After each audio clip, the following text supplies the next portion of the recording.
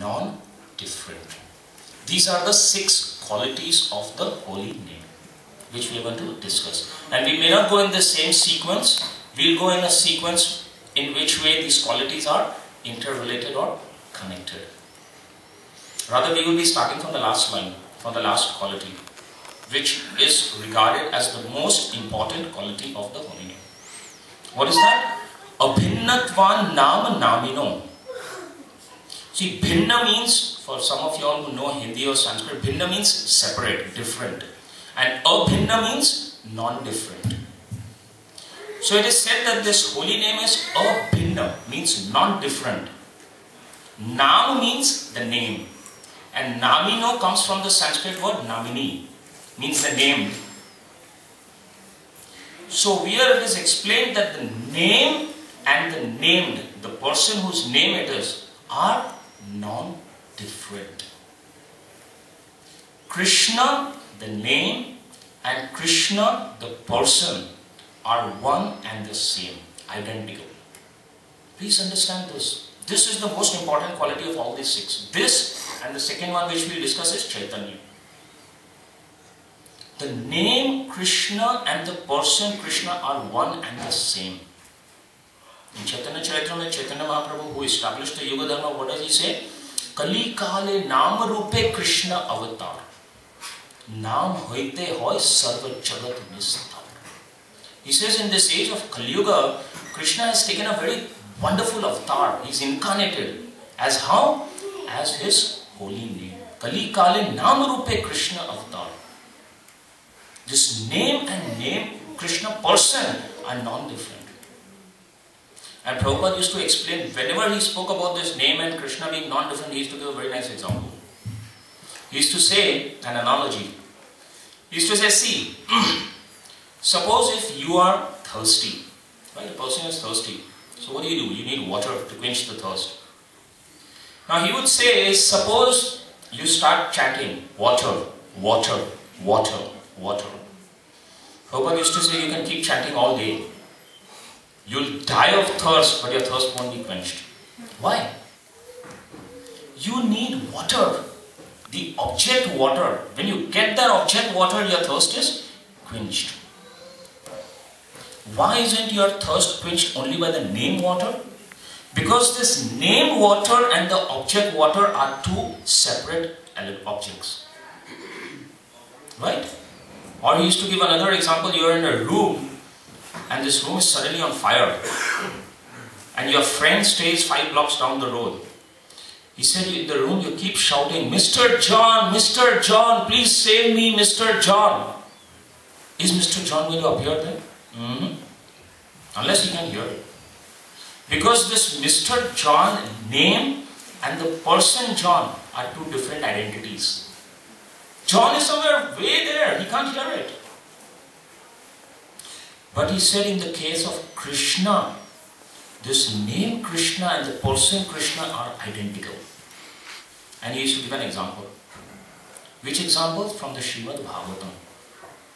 Draupadi. When she was in distress, now this person, his house was on fire, he shouted, Mr. John couldn't come. Draupadi's house was on fire, right? When we see in the pastime of the assembly. What did she do?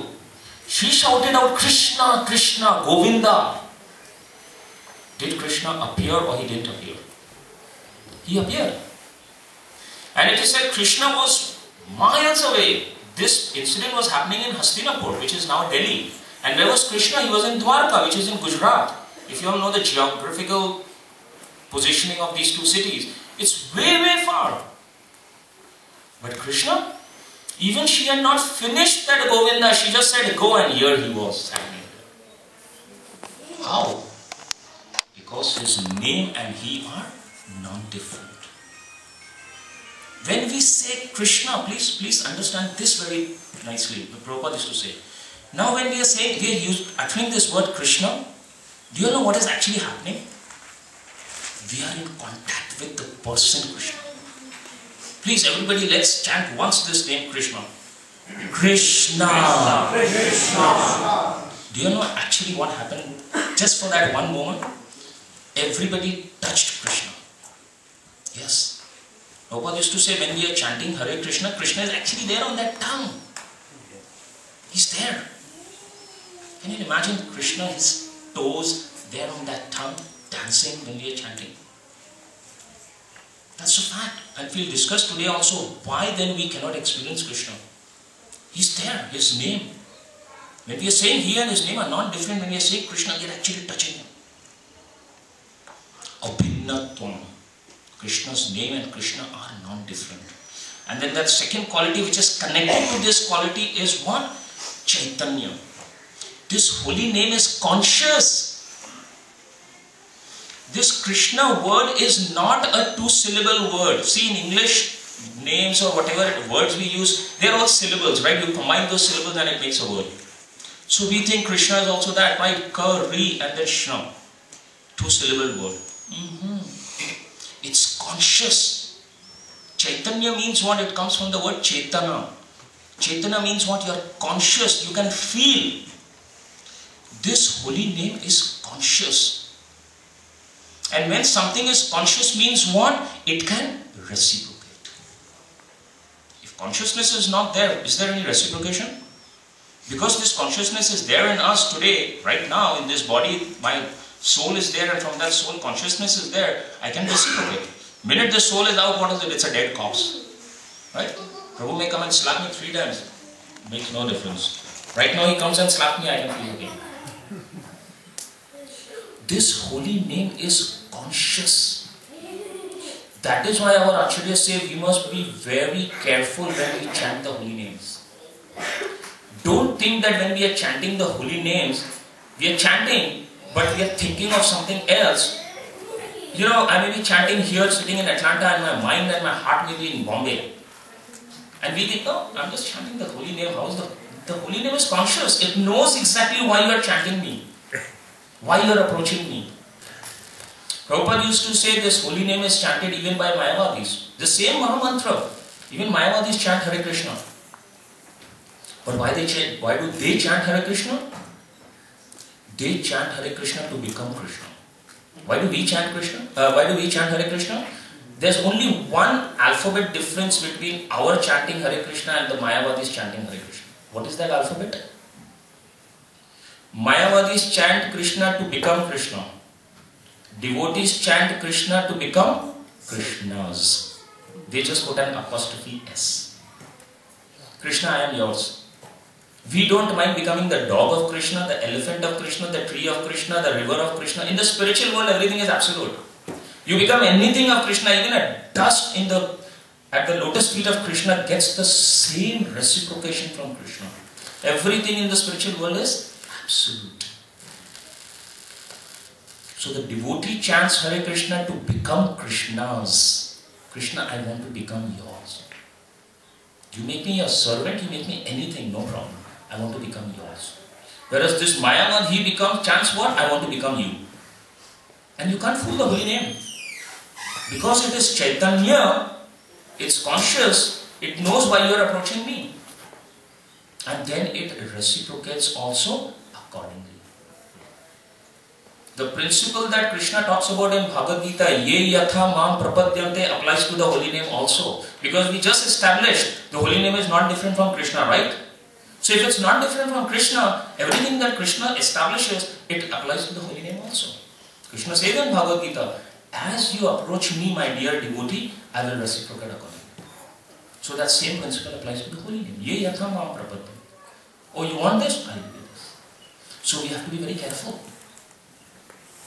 Now we have an understanding that this holy name is not different from Krishna. It is Krishna and it is conscious. How much more careful we should be when we chant the holy name.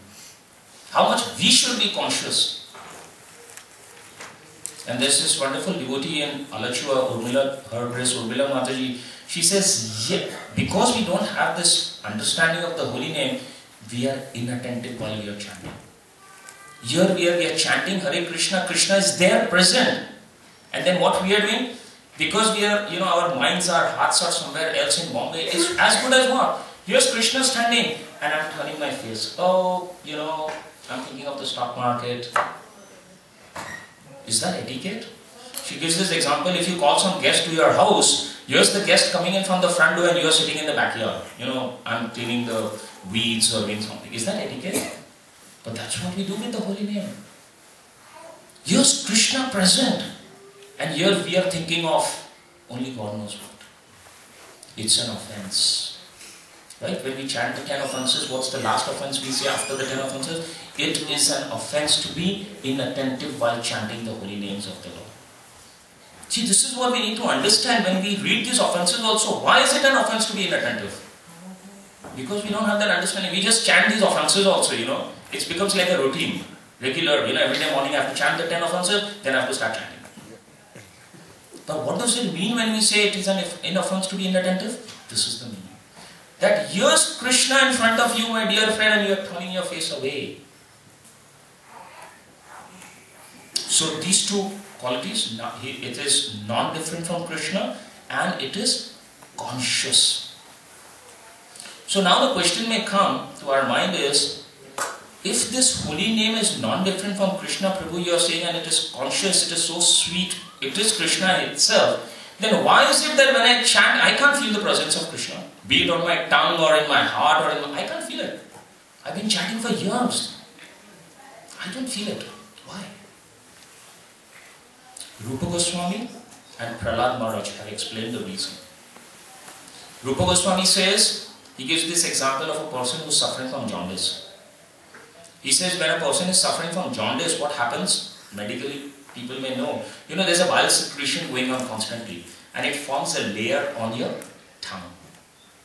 And because of that layer, everything tastes bitter. Even when you bring sugar cane, which is sweet, sugar candy is so sweet, you take it in your mouth. What to talk of it not tasting sweet? It tastes bitter.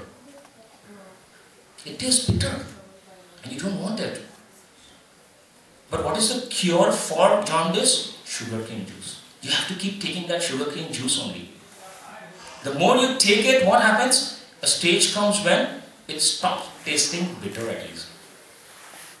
And then from the next day, it starts tasting little sweet. When as that layer is going on being removed,